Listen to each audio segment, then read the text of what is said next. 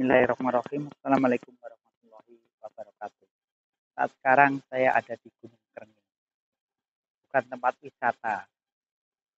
Ini adalah wisata religi, tapi belum begitu terkenal dan dikenal masyarakat. Hanya penduduk sekitar saja yang sering berwisata di sini.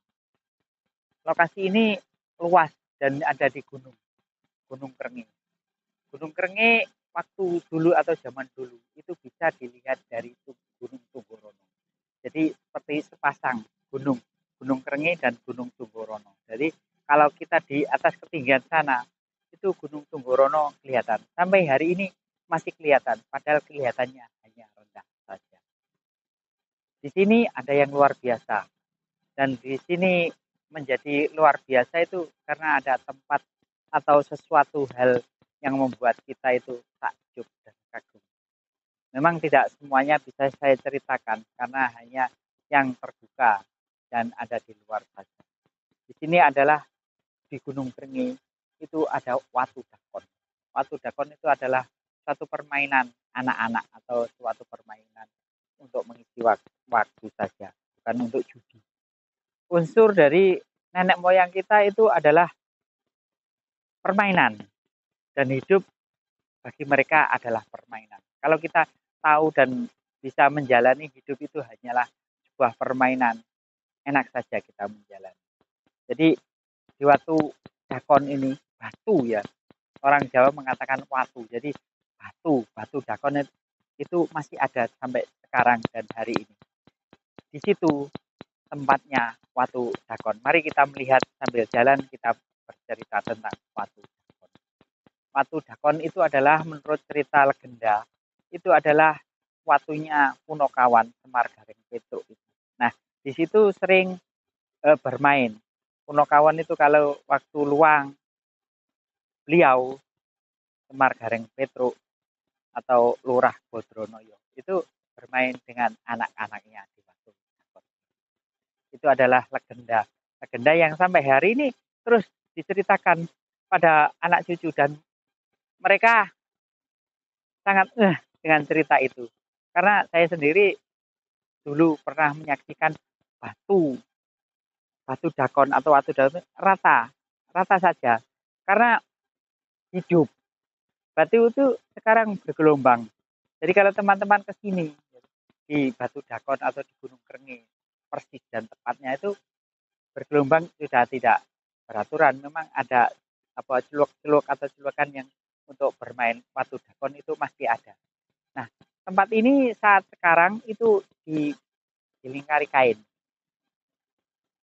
seperti motif di Bali itu. Nah, di sini ya mengenang leluhur dan uri-uri budaya Jawa. Ini termasuk dari budaya Jawa, yaitu selalu mengenang apa yang ditinggalkan oleh nenek moyang kita. Jadi teman-teman jangan mengatakan yang tidak-tidak. Kita pemahaman tauhid saja yang betul dan seperti ini adalah mengenang pada nenek moyang. Perkara ada unsur musyrik dan lain-lain itu tergantung pada mereka atau tergantung pada yang menjalani. Tapi intinya mereka itu berkirim doa pada nenek moyang dan mengenang di sini atau kejayaan masa lalu, dan mereka adalah orang yang pertama atau yang babat desa ini.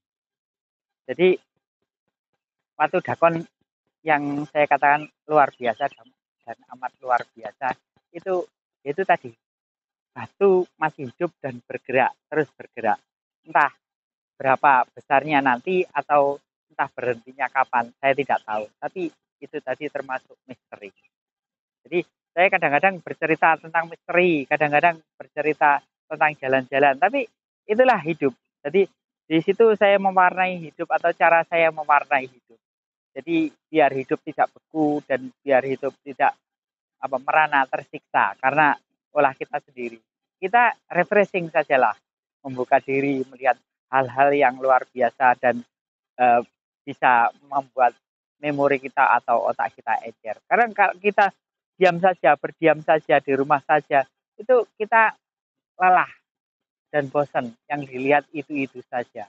Dan seperti ini saya bercerita tentang Watu Dakon atau di Gunung Krenge yang di depan tadi saya ceritakan tentang Punokawan.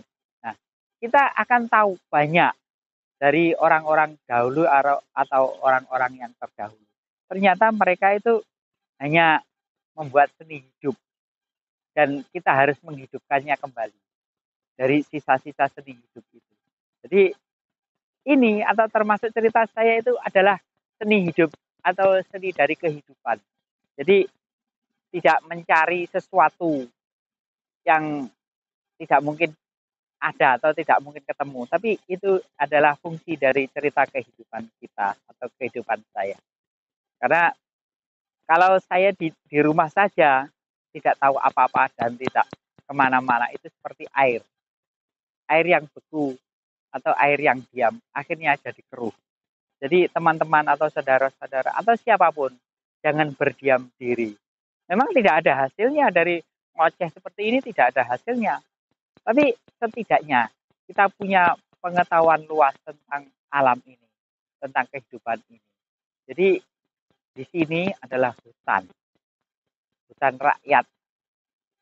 Memang tidak begitu lebat, tapi di sini kicau burung dan alam-alam atau ya kupu-kupu atau alam lah, mengatakan alam atau sesama hidup, sesama makhluk.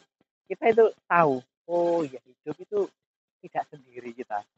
Banyak ya, banyak orang atau banyak makhluk lain dan kita harus mengenang atau mengenalnya.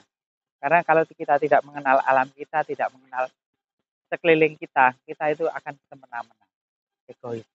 Jadi belajar dari alam seperti ini, pohon yang besar jangan ditebang karena ini adalah sumber mata air kita. Kalau kita tidak punya pohon besar dan kita tidak bisa merawat pohon-pohon besar, akhirnya nanti anak cucu kita menuntut kita, di mana air kita.